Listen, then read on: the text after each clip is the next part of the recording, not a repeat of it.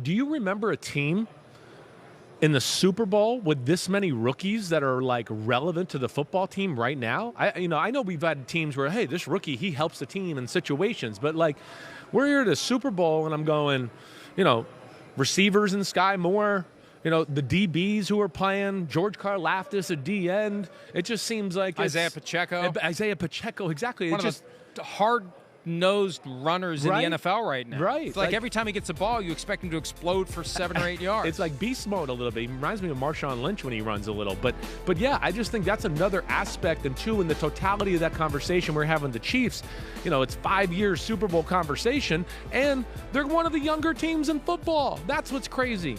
So that's why I think the legacy conversation from Mahomes becomes compelling, because the pieces around him are going to constantly change. Right. He's the kind of guy that is going to embrace that. He knows it's in his own interests to make those guys comfortable, to get to the level where they all can perform together, to show trust in them.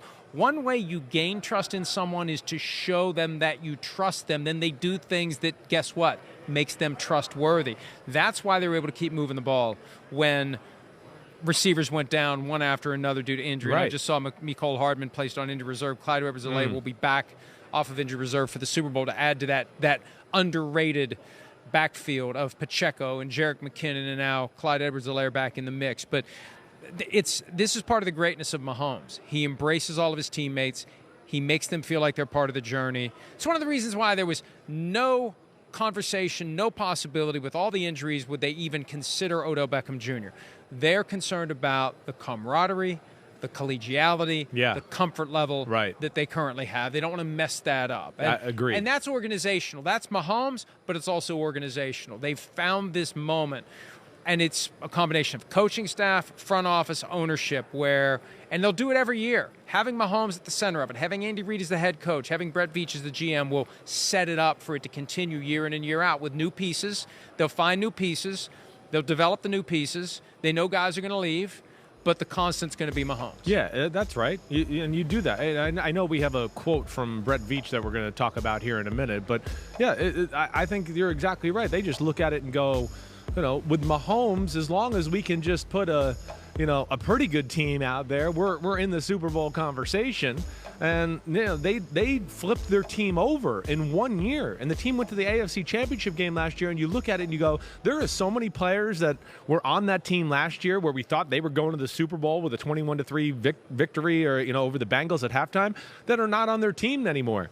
I think that's fascinating. And I think it is a lot about, what you're talking about. Veach, Andy Reid, Mahomes, and they have found one thing that they made apparent to me when I was there before the Jaguars game and the day I did the little Andy Reid interview. Their thing, New England might have been about, we want robots and a certain personality, right? And guys that are just going to do what we tell them to do, and they'll be no different than that.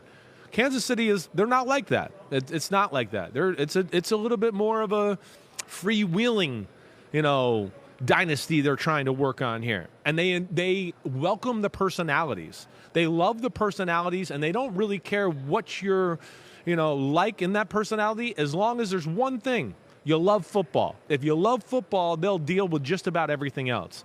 And I think that's kind of what we're seeing on the field, too. We're seeing a team that you're saying, Mike, it's got great camaraderie. They're together.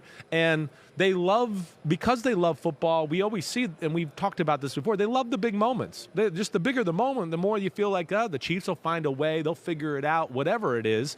And I know that's not all the time, but damn, it seems like it's all the time. Hi, it's Mike Florio. Thanks for watching PFT on YouTube. Hit subscribe for the latest news and analysis from Pro Football Talk.